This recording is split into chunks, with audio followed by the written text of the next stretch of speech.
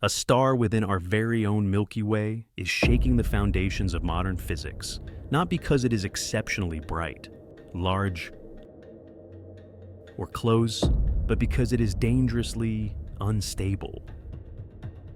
It doesn't reside in some far-flung galaxy millions of light years away. It isn't hidden behind dense cosmic dust clouds. It's right here, in our galactic neighborhood, and it spins at a rate that surpasses anything humans once thought possible. You might think, so what? A fast-spinning star, what's the big deal? But what if I told you that this star exists in such a precarious state that a single extra speck of cosmic dust, a sudden surge of plasma, just the tiniest nudge could collapse it into a black hole, the kind of black hole from which not even light can escape? Still think it's harmless? Or are you starting to wonder, what if it's already collapsed, and we just don't know yet because the light from that moment is still traveling toward us? From the very first second, you are pulled into a reality where asteroids and supermassive black holes are no longer the greatest threats, but a star smaller than New York City is. A star that could obliterate everything you know in the blink of an eye. Its name is PSR J09520607. And if you've never heard that name before, now might be the time to start paying attention. Because this isn't just an astronomical curiosity, it's the universe's silent warning. Picture a sphere only about 20 kilometers across, so small you could drive from one end to the other in under 30 minutes. Yet in that tiny space, it contains nearly 4 times the mass of our sun. Stop and think about that for a second. The entire mass of the sun, a star that governs the dynamics of our entire solar system, compressed into a space smaller than the city you live in. No known material on Earth could survive such pressure. No classical physical law can explain it without invoking relativity and quantum mechanics. So, what created such a monster? When a massive star reaches the end of its life, it doesn't go out like a candle. It fights to the last breath, burning every element it can to maintain the delicate balance between gravity and internal pressure. But once the fuel runs dry, gravity wins. The star's core collapses inward, while the outer layers explode in a brilliant supernova. What remains at the center is a neutron star, which means what? Exactly. It means all the atoms have been squeezed to such a degree that protons and electrons merge into neutrons, forming a type of matter so dense that a single teaspoon of it weighs over 1 billion tons more than all the buildings in New York combined. If you could drop even a sugar cube-sized chunk of this material onto Earth, it wouldn't slow down. It would pierce the Earth's crust, shatter the mantle, and plunge straight into the core. Such an object doesn't belong to our world. It comes from the boundary of physics itself, where all known rules begin to bend. But PSR J09520607 isn't just any neutron star. It's a pulsar, a special kind of neutron star that emits powerful beams of radiation, sweeping across the cosmos like the beacon of a galactic lighthouse. Each time one of those beams sweeps past Earth, we detect a pulse, hence the name, pulsar. What makes this one extraordinary? It spins 707 times per second. You didn't misread that. It's not only the fastest spinning star ever discovered, its surface rotates at nearly the speed of light. So fast, in fact, that if it spun just a bit faster, it could tear itself apart. So, what's holding it together? Only angular momentum, the immense centrifugal force that counteracts the crushing pull of gravity. But this is exactly the problem. The boundary between a neutron star and a black hole is razor thin. The maximum mass a neutron star can support, the so-called Tolman-Oppenheimer-Volkoff limit, is about 5 to 3 solar masses. PSR is 0.252, 0.607. It's nearly at 2 for it's perched on the edge. You might think, well then, there's still time. But here's the truth. It's gaining mass bit by bit. How? By feeding, it's not alone. Orbiting it is the stripped-down core of another star, a white dwarf slowly being devoured through a process known as accretion, as fiery plasma spirals inward. Some of it falls into the pulsar's core, making it spin faster and grow heavier. Like a figure skater pulling in their arms to spin faster, this pulsar is spiraling into madness.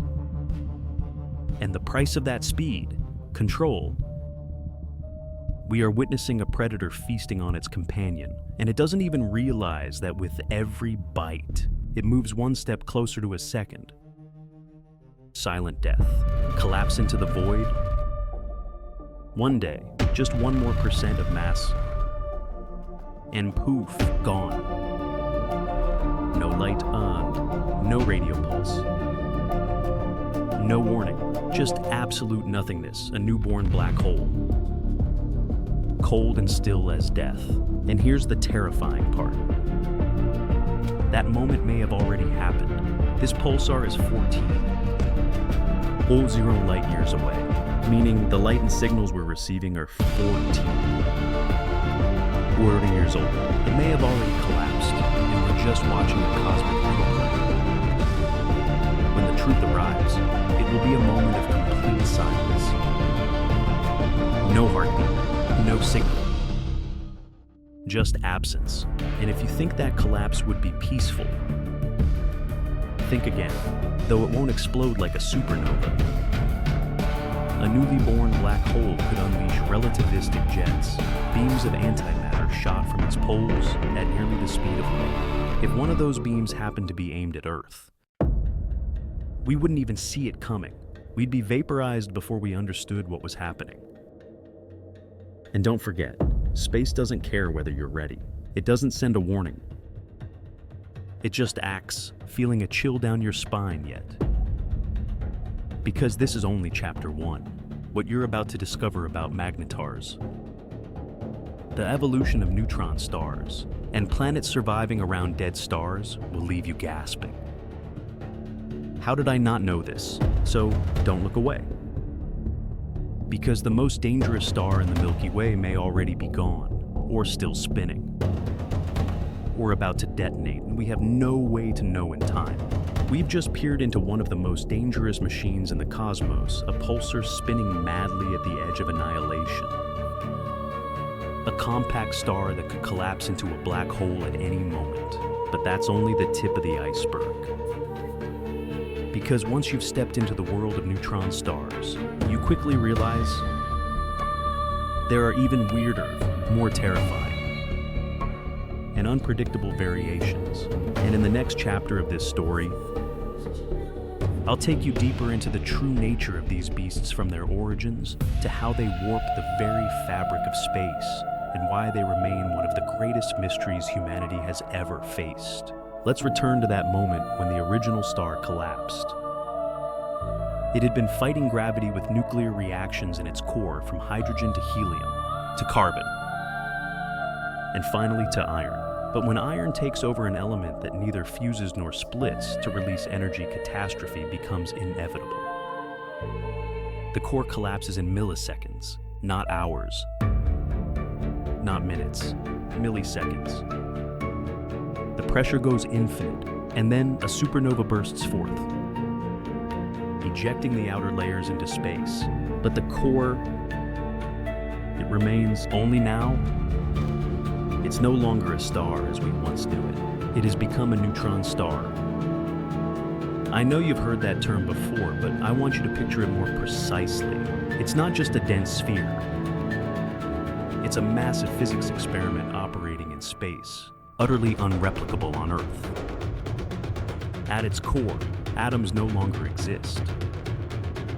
Protons and electrons merge into neutrons, and the neutrons, they're squeezed so tightly together, there's almost no space between them. A single teaspoon of neutron star matter weighs more than the Himalayas.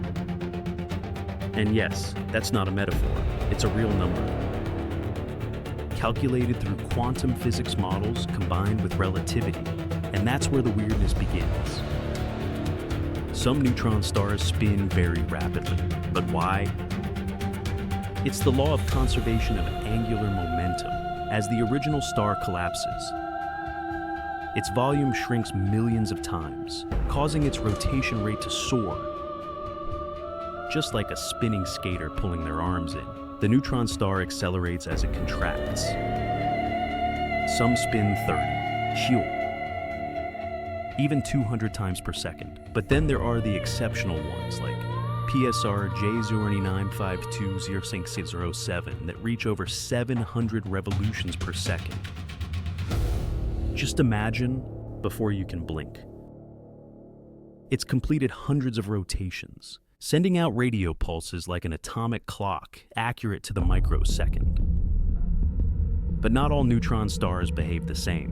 While some sit silently, emitting steady radiation, others behave like predators. Let's clarify one thing. Neutron stars are isolated objects. They have no internal fuel source. But if they happen to have a companion, a neighboring star orbiting around them, things become far more complicated. Because a neutron star is not just gravitationally powerful. It also possesses an immensely strong magnetic field and the ability to siphon matter from its companion. This sets the stage for a phenomenon called accretion, the accumulation of matter. And this marks the beginning of a destructive cycle. The neutron star starts pulling material from its neighboring star. Gas is drawn off the companion, spiraling into a blazing, glowing accretion disk, emitting X-rays and gamma rays. During this process, every gram of matter that falls onto the neutron star releases more energy than a nuclear bomb. And the neutron star, like a ravenous creature, spins faster and gains mass as it devours its prey. Are you beginning to see how terrifying this is? This is no longer a passive object. This is an engine, fueled by the slow death of its companion. Astronomers call these systems Black Widow pulsars. The name isn't just metaphorical, like Black Widow spiders that consume their mates. These pulsars utterly destroy their companion stars. Within a few million years, nothing remains of the other star, just a faint trace of ash. And the pulsar, it spins faster than ever, glowing like a molten core at the center of the universe. But the inevitable will come. There is a limit to mass. Once it is exceeded, the neutron repulsion is no longer enough. Just a final drop of matter, and the pulsar is no longer a pulsar. It collapses into a black hole. No explosion, no light, just disappearance. The radio pulses fall silent. There's nothing left to observe. Nothing to detect, only silence remains. A newborn black hole, cloaked behind a curtain of space that no one can see through. And the most horrifying part, it may have already happened. This is no exaggeration. PSR J095206 is 14 global light years away, which means what we see is its version from the Stone Age on Earth. It may have already passed the threshold, already collapsed, already released antimatter jets, but we haven't received the news. The light is still traveling. The radio waves are merely a replay of the past. The real question isn't when, it's whether we're living inside the illusion of a star that is already gone. Do you find that frightening? And this is only one example. In the Milky Way, astronomers estimate there are hundreds of millions of neutron stars. Thousands of them could be pulsars. And some of those are Black Widow pulsars. How many are teetering on the edge of collapse? How many have already collapsed, but the light hasn't reached us? We don't know, but one thing is certain. The universe is not a gentle place. It is an arena where physics shows no mercy. It's a realm where a star the size of a city could crush entire planets if it drifted too close. A place where cannibals shine brightly for a brief moment before falling silently into the dark. I still remember one evening standing on a rooftop. Staring at the star-filled sky, I pointed at a shining dot and asked, "Is that star still alive, or has it died?" And I'm just looking at the light of an ancient ghost. I still don't have the answer. But after studying PSR J09520607, I know this for certain. Not all light comes from life. Some is the last glow before death. Some are the final remnants of an event long concluded. And if there's one reason we can't look away from these cosmic monsters, it's this. They are tiny, isolated, and yet capable of altering the destiny of an entire galaxy. There is a boundary fragile, dangerous, and mysterious where all physical laws seem to stretch to their limits. And from there, begin to unravel. In the previous chapter, we witnessed the frenzy of spinning pulsars devouring their companions like cosmic predators, quietly inching toward the mass boundary where everything collapses into absolute darkness. But if you thought that was the final frontier, if you believed you had grasped the terror of neutron stars, then I'm sorry to say, you've only stood at the threshold of the real nightmare. Because there exists another kind of neutron star, one that does not spin like PSR J09520607, does not emit rhythmic radio pulses like atomic clocks, and does not feast on its companion like the Black Widow pulsars, but it does something no other star can. It destroys the structure of matter itself. It doesn't need collisions. It doesn't need gravity. It doesn't even need contact. All it needs is magnetism, and every atom nearby is shredded like tissue paper. Yet, welcome to the world of the magnetar. I still remember the first time I saw the data from a magnetar burst. The screen of the telescope designed to record intense gamma radiation shut off in an instant because the energy it received exceeded every limit the instruments could handle. That object was tens of thousands of light years away. It wasn't even close. It just flashed for a second. Yet the consequences of that blink are still being discussed in the scientific community today. It's hard to imagine what happened inside that magnetar. We believe that at some point, under its steel-hard neutron crust, the internal magnetic field rises to intolerable levels, like a metal sphere squeezed from within until its shell cracks. And when it cracks, a starquake occurs. But unlike earthquakes on Earth, a starquake doesn't just shake the surface, it disrupts the entire magnetic architecture. And that sudden restructuring unleashes an energy burst equivalent to hundreds of thousands of suns shining simultaneously, but only for a fraction of a second. You think nuclear radiation is terrifying? Imagine the entire ozone layer being stripped away in a blink by a burst of energy from just 40 light years away. Astrophysicists once modeled that if a magnetar exploded close enough even within 30 to 40 light years, Earth's protected biosphere could be peeled away, leaving every surface-dwelling organism dead from UV radiation in days. No fire, no explosion, just death caused by the very sunlight we once loved. Now turned lethal, magnetars don't live long, thankfully. They're born from supernovae, just like other neutron stars, but only under very specific conditions. They must spin incredibly fast at birth, and their mass must fall within a narrow window, so their magnetic field doesn't dissipate immediately.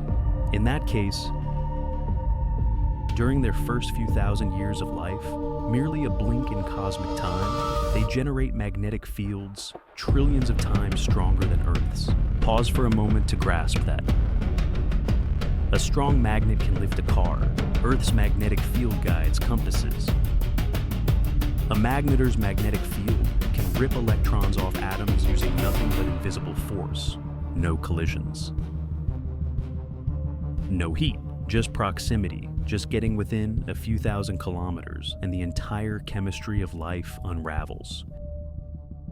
The question is, can anything even exist around such an object?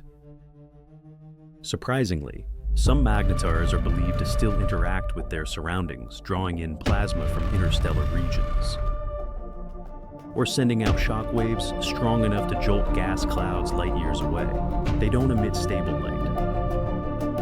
Not like pulsars. They are silent until they erupt. The most terrifying thing is that they give no warning, no radio pulses to monitor, no consistent spin to calculate. They simply erupt in a 1-second apocalypse and then silence. As if the universe blinked and everything changed. One of the most famous examples is the magnetar SGR 180620. In 2004, it released a burst so powerful it disrupted every gamma-ray observatory satellite humanity had, despite being over 42. 0 light years from Earth. In that brief moment, it outshone the entire rest of the Milky Way combined, and we barely caught it in time. Had it been slightly closer, say, just 10, 0 light years away, part of Earth's biosphere might have suffered devastating effects. You might now be asking, so, are there any magnetars close to Earth? The answer is yes. The nearest known magnetar is about 8 light years away, a safe enough distance. Possibly, but remember, they are unstable. They can explode at any moment. And for every magnetar we've detected, astronomers estimate there may be dozens still undiscovered due to their unpredictable emissions and elusive nature. And this is what keeps me awake at night, while we gaze at distant galaxies and the supermassive black holes at their centers. Is there a magnetar accumulating stress just a few thousand light years away, ready to explode, and we have no idea? You might argue that the universe is vast, and the odds are low. Yes, that's true. But it's precisely that feeling that the peace we live in is just the fragile surface of a chaotic ocean of physics that keeps my eyes glued to the night sky. And when you look up at those twinkling stars, remember, not all of them twinkle because of light. Some are burning furiously, resisting final collapse. Some are emitting radio waves like the universe's breath. And some say nothing. Send nothing, just silently fracture, waiting for the moment of detonation. I know this may leave you uneasy, but the truth is, it is in these extreme objects like magnetars that the universe reveals its deepest secrets about the structure of matter, about space-time, and even about the future of stars, like our sun. Perhaps, if Earth is ever wiped from the astronomical map, it won't be by an invading planet or a greedy black hole, but by a silent neutron star, existing for tens of thousands of years, then suddenly exploding. Not every planet orbits a gentle star like the sun. Not every world is bathed in golden light. Protected by a stable magnetic field, or lives in harmony within a multi-billion-year-old stellar system. Some planets, somehow, still exist even as they orbit cosmic monsters, ravenous pulsars, magnetars with magnetic fields like blades, or neutron star remnants teetering on the brink of black hole collapse. These worlds, if you can even call them worlds, shouldn't exist. And yet, they spin in silence. That alone is a paradox that has shaken the foundations of astronomy. In previous sections, we explored the terrifying nature of neutron stars, dead stars that refuse to fade away, turning instead into mass and energy-crushing engines beyond all ordinary physical limits. They spin insanely fast, like PSR J09520607. devour companions like black widow pulsars, or explode in invisible fury like magnetars. So, how could any planet possibly exist around them? How could a ball of rock or gas maintain a stable orbit? Physical structure, let alone any resemblance to habitable conditions. And yet, nature always finds a way to astonish. Let's rewind to 1992, a moment that shook the world of astronomy. At that time, scientists Alexander Wolszczan and Dale Frail announced the unthinkable. They had discovered planets orbiting a pulsar. Not a normal star, not a red dwarf or giant, but a radio broadcasting stellar corpse, specifically PSR basement located about 200-300 light years from Earth. It emitted radio pulses with atomic clock precision, and they noticed tiny, repeating disturbances in those signals. Disturbances not from within the star, but from objects orbiting it, planets. Not just one, but 3, all with masses larger than Earth. And from that very moment, everything we thought we knew about where planets could exist was shattered. Imagine that scene. Instead of a blue sky with a golden sun, any would-be inhabitants, if they exist on these planets, would see a pitch-black sky, no sunlight, no glittering galaxy, just a blinking point of light, flashing with absolute regularity, at a rhythm set by the pulsar every 2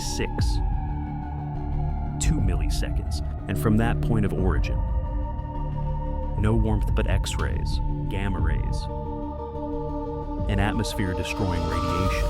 No Earth-like planet with a thin atmosphere could survive that particle storm. So if life does exist, it must be buried deep beneath the surface, sealed within kilometers of rock, where caverns might shield it from deadly ultraviolet bursts. But how could these planets form at all?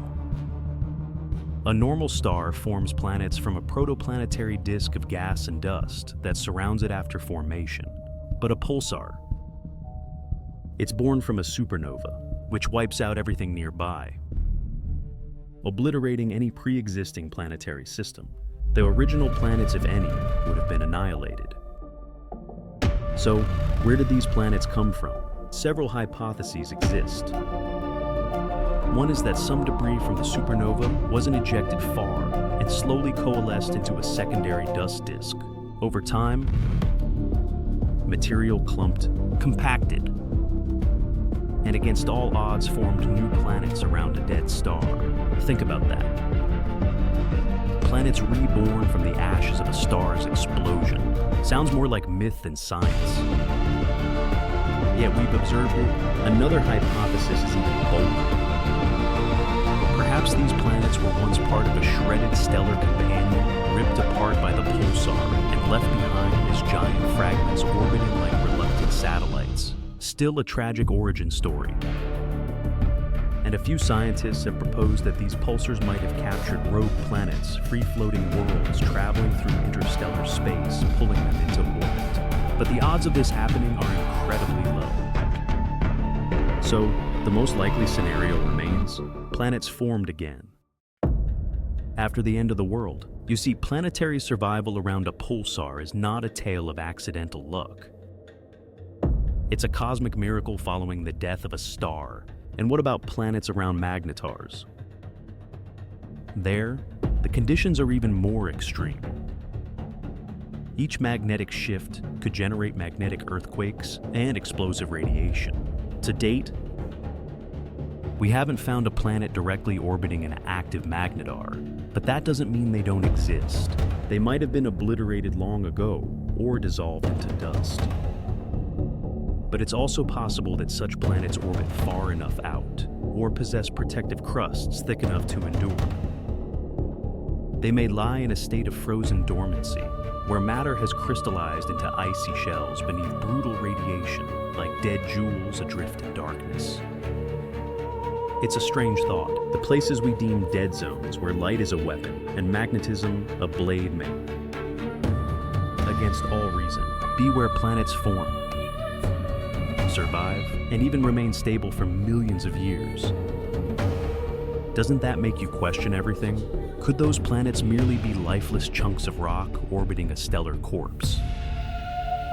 Or could something else exist, life, machinery, or even intelligence that has learned to survive in such a hostile environment? A civilization that needs no sunlight, fears no X-rays or gamma radiation, and isn't torn apart by magnetic fields, but survives by using the very things we consider deadly. We don't know, but one thing is certain. When observing the universe, the strangest part isn't that planets survive, but that they survive for so long. The universe, as I've said before, doesn't care about life. It isn't designed to meet the needs of any creature. Yet it is precisely in the darkest places and regions where existence seems impossible that nature writes stories so astonishing. Both science and philosophy fall silent in awe.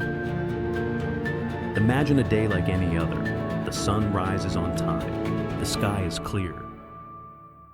And artificial satellites orbit quietly as usual. Everything appears calm. But somewhere, far beyond the outer rim of the solar system, unnoticed by anyone, an object is approaching. It doesn't blink. It doesn't shine. It makes no sound. It carries no warning. A neutron star, perhaps, a pulsar spinning furiously, or a magnetar with a magnetic field strong enough to tear atoms apart has drifted into our neighborhood. Sounds impossible. Then you might want to review the records. Because this isn't science fiction. There have been neutron stars recorded moving at speeds over 500 kilometers fast enough to escape the Milky Way. These stellar bullets, born from asymmetric supernova explosions, can be launched like cosmic fireworks, traveling through interstellar space with no need for a stable orbit. They do not stay still. They move. And if even one of them happens to be captured by the sun's gravity or nudged by a gas giant, it could drift into our sphere of influence. Let's take a hypothetical case. A neutron star enters the solar system and parks at a distance of 500 million kilometers, roughly near Jupiter's orbit. That seems safe, doesn't it? But you'd quickly realize that from here, things start to unravel. First, gravity. An object with twice the sun's mass compressed into a city-sized sphere would literally distort the space around it. The orbits of the gas giants would begin to warp. Jupiter, Saturn, even Uranus all would start to wobble. And that wobble, over time, would ripple inward. Orbits would destabilize. Planetary synchronization would unravel. Earth, it would begin to tilt even just slightly. But even that slight change would be enough to dismantle the delicate climate system that life depends on. And that's just the visible part. Consider what happens when radiation arrives. If that neutron star is a pulsar, it's emitting beams of radio, X-ray, and gamma radiation from its poles like spinning energy swords. If one of those beams is aligned with Earth, even though the odds are low, it would unleash a cosmic death ray. At first, the ozone layer would shield us, but it would break down quickly. Then, ultraviolet rays from our own sun, what we once thought of as life-giving, would become destroyers. Skin cancer would be the least of our concerns.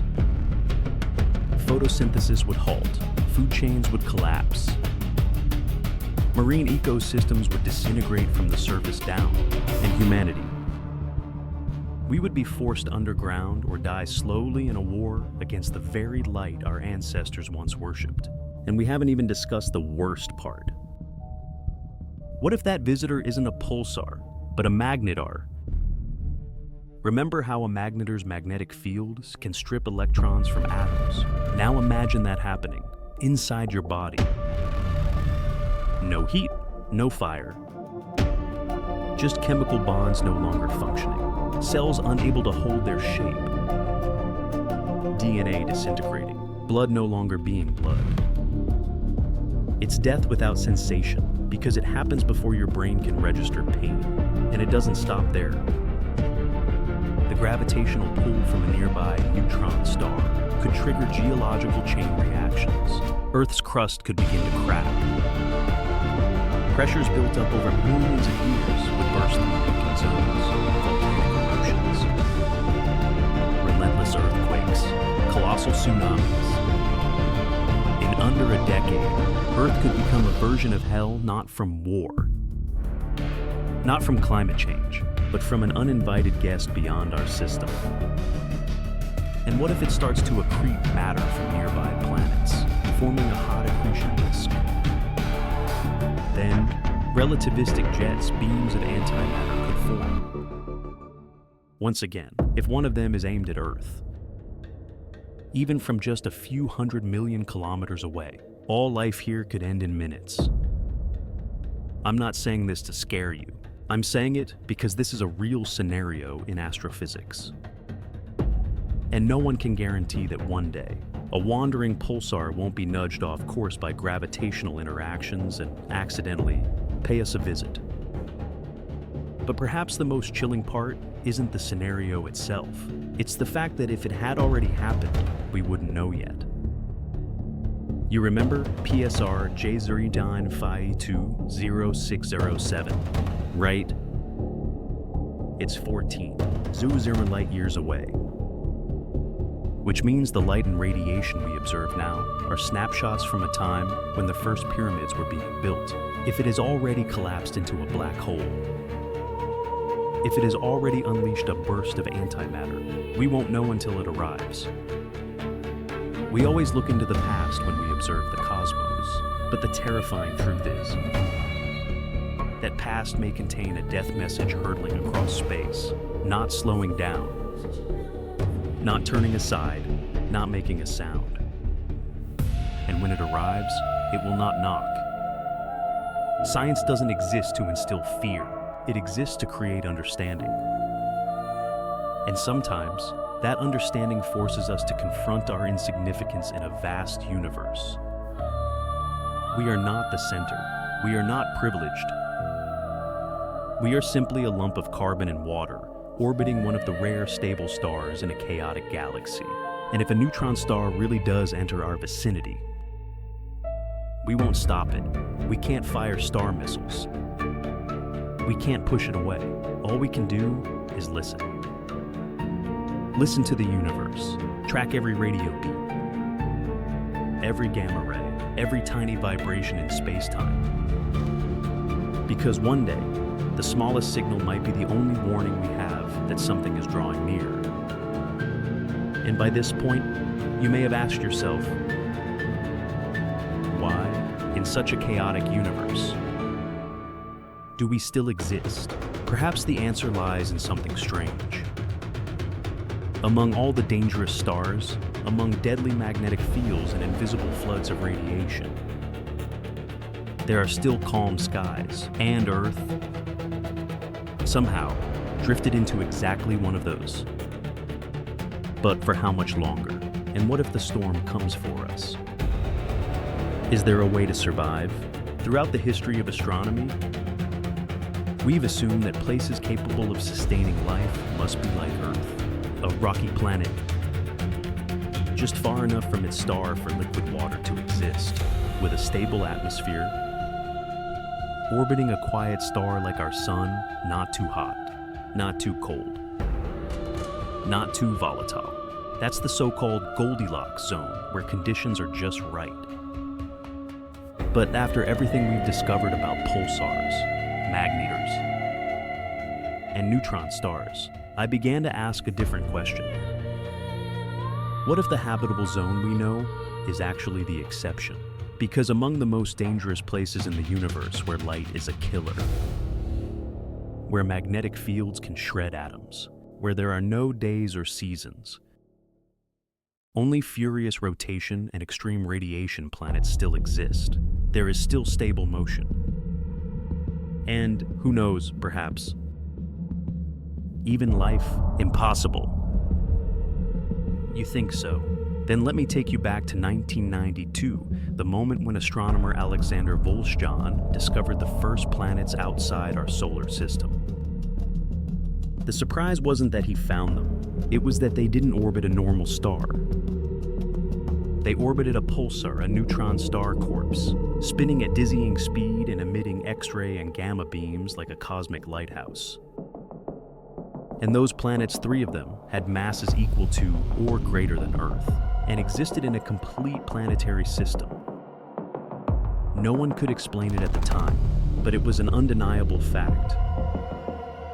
Since then, scientists have begun to understand life doesn't have to resemble Earth to exist. The universe doesn't have to follow the rules we creatures from a small planet deemed standard. And the deeper we study, the more we must accept a discomforting truth. Perhaps the places we fear most are the very places where life first began. Imagine a planet orbiting a pulsar. Its sky has no sunrise, no sunset, only rhythmic flashes blinking like a heartbeat emanating from the center. Light is not light, but ionizing radiation that would kill life as we know it in seconds.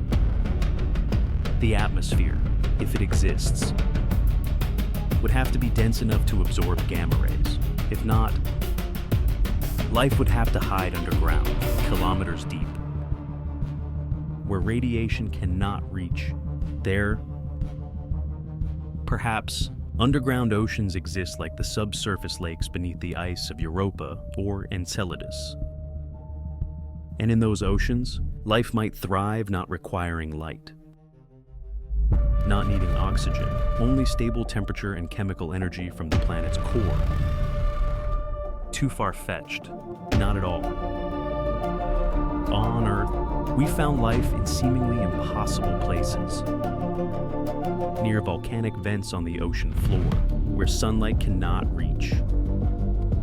Where temperatures soar into the hundreds of degrees Celsius, where pressure crushes everything, and yet bacteria, single-celled organisms, even worms and shrimp, survive.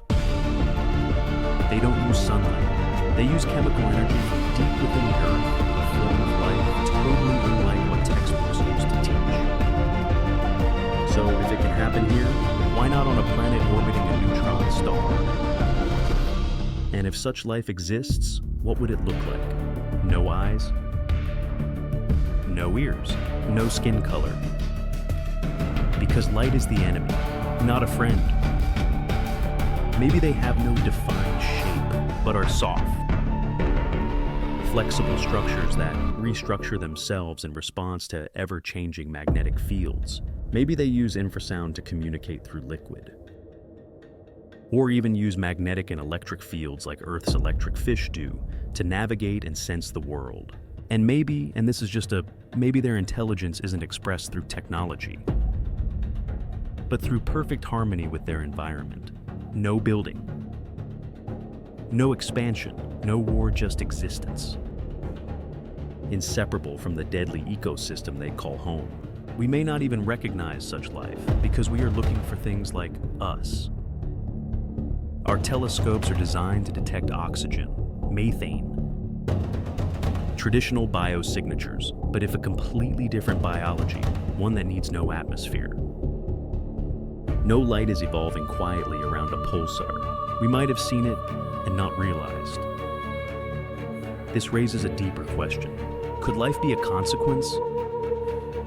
Not a goal. Could it be that extreme conditions, high temperatures, crushing pressures, unstable magnetic fields are not barriers to life, but the very catalysts that forge it? We're used to thinking that life needs stability. But what if the opposite is true? Some evolutionary biology theories suggest it is pressure. Intense change that drives mutation, adaptation, and rapid evolution.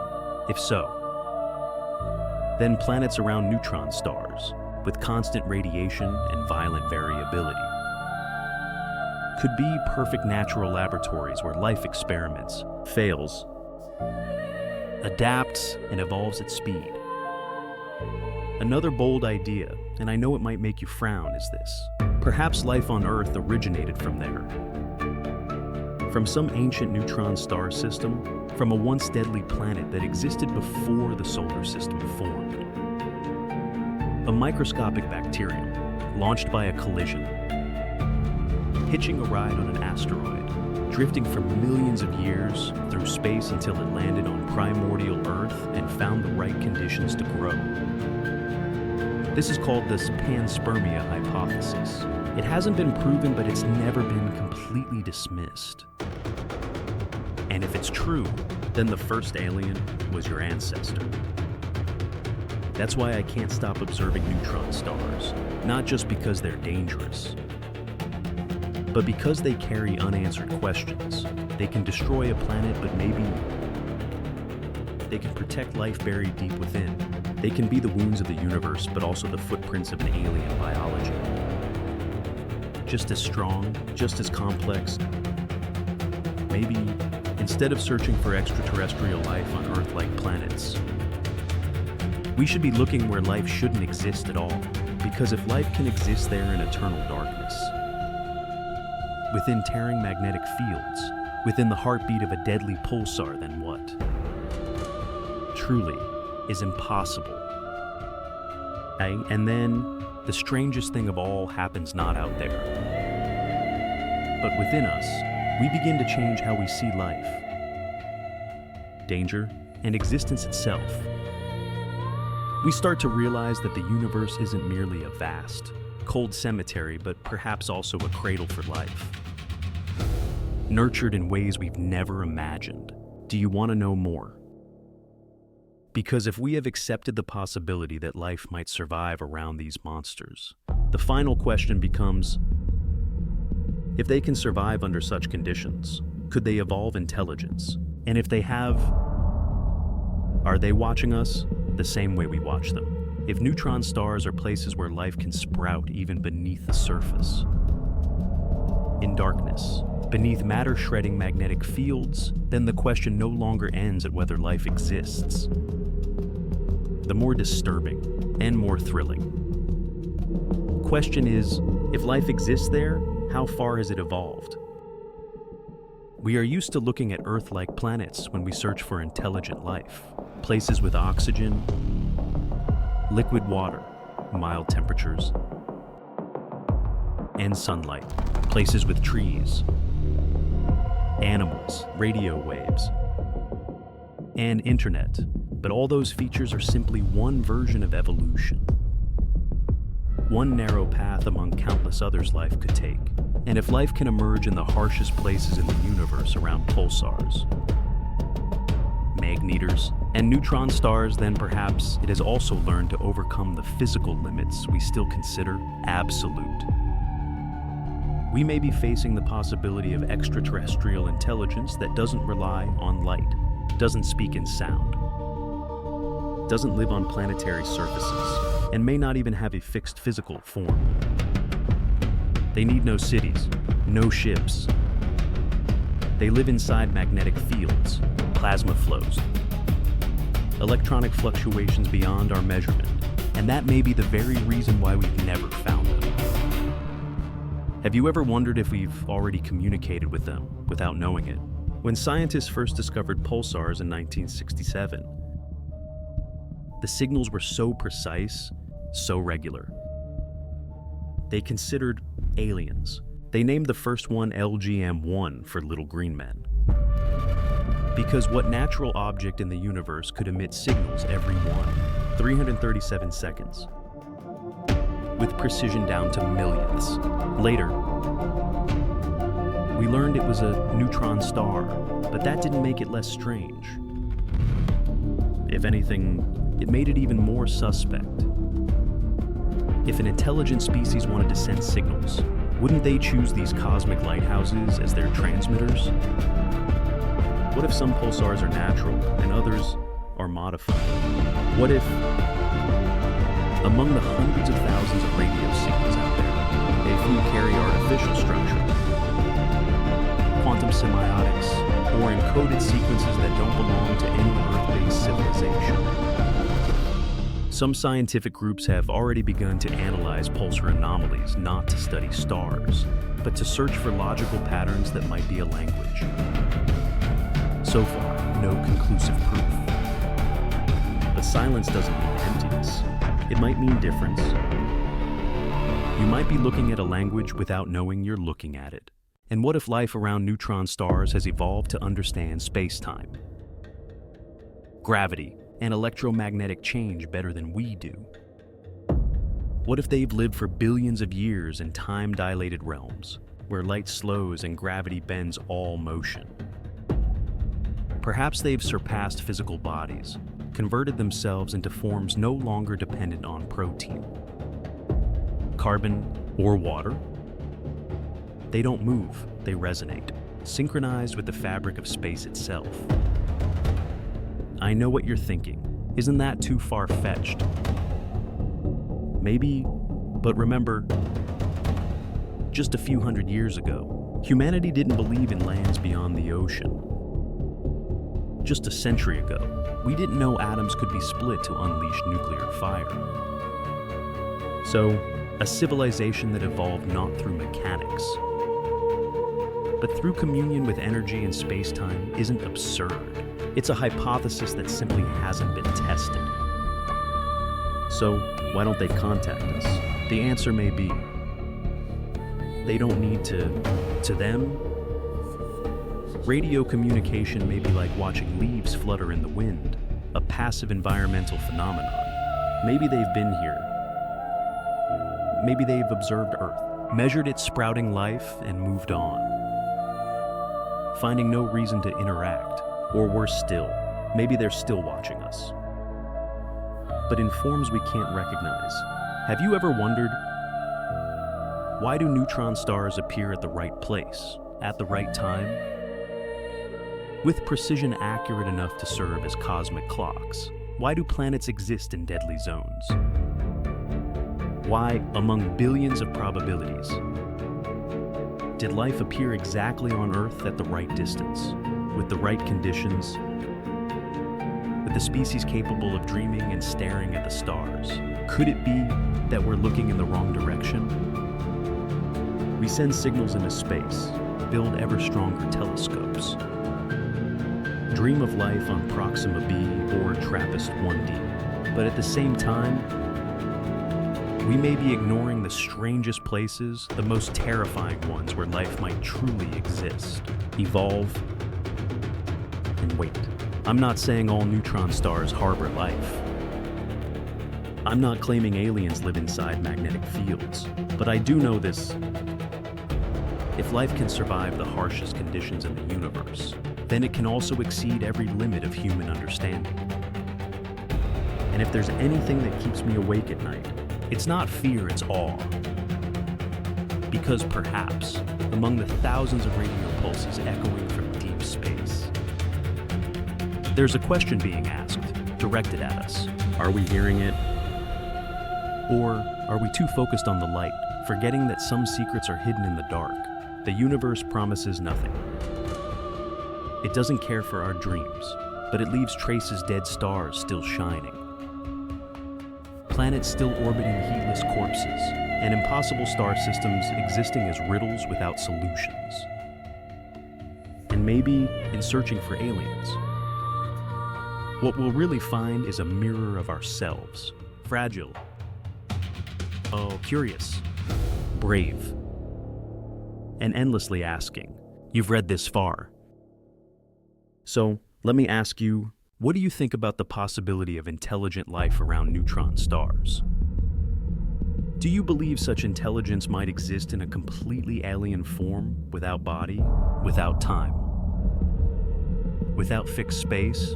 Leave your thoughts in the comments. Because perhaps the questions we can't yet answer are what carry us farther than any telescope ever could. If you found this journey worthwhile, don't hesitate to share the video and invite your friends to reflect as well. Because in a world overwhelmed by noise, perhaps the most important thing is that we are listening together